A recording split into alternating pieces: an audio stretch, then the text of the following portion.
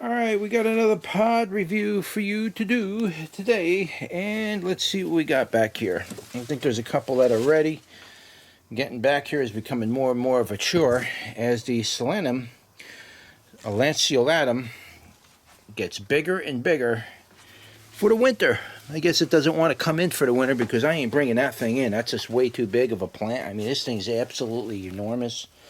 And it's just ridiculous. It has fruits on there for 6 months that don't ripen, so probably not going to do much with that. But anyway, on here we're going to look at, I know there's a variety that's ready here. This is the Greek pepperoncini, so we're not going to do a review on that. I think we did a review on the Greek pepperoncini.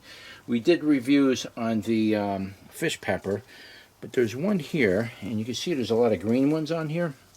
But this is called the Chay, C-H-A-Y pepper. That's what this is called, and I do believe I got this one that's actually ripe and ready to go. So here's a Chay. It's not 100% ripe, and there are some insect bites on it, but yeah, there we go.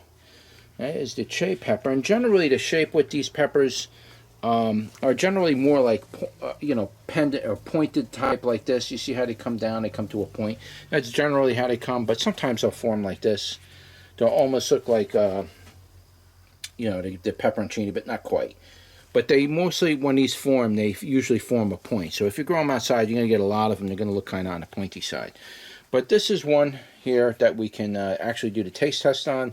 So let's get out of this jungle section here and get into a better area where we can show you a little bit better light.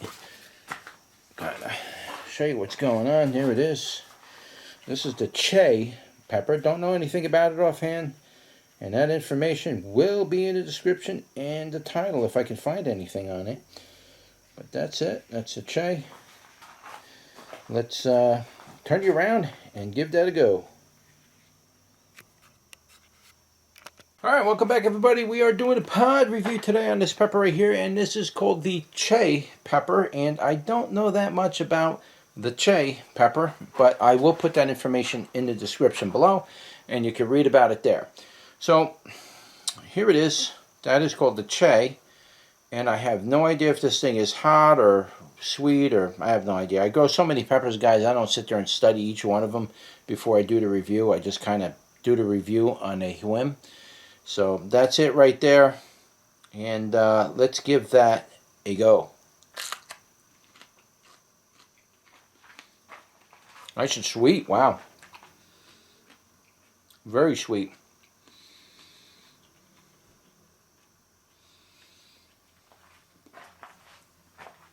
So far there's no heat on it. It's a very thin-walled pepper. Try to get you the right angle of light here so you can see it. It's a very thin-walled pepper. It's very crunchy. It has a very sweet flavor to it. Very, very sweet. Like a sweet ripened bell pepper. It does have a funny kind of an undertone to it, or an overtone. It has like a green bell pepper taste, like baseline, if you want to use that term. And then there's an overtone on top of that. That overtone is kind of a little bit different. I don't know. I don't know what to say it tastes like. I can't even give you a visual on this one. It does have a little something, and it might be like when they're red like this, they develop that flavor. Maybe when they're green, they don't develop that flavor, but this one's ripe, so it has like that kind of overtone flavor. And then in between all of that, you have the sweetness. There's like an apple-ish type of sweetness associated with this type of pepper, with this type of ripe pepper. Has a nice sweet apple-ish type flavor. And then it kind of comes and goes. So far there's no heat, so let's take another bite and work our way up.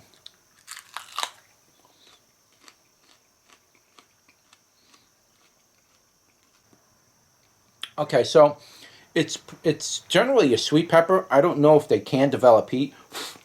I will look it up and try to see if I can find out if they do produce these, because sometimes you get peppers like this, and one pepper is not hot, and next one next to it, it's got a little heat on it.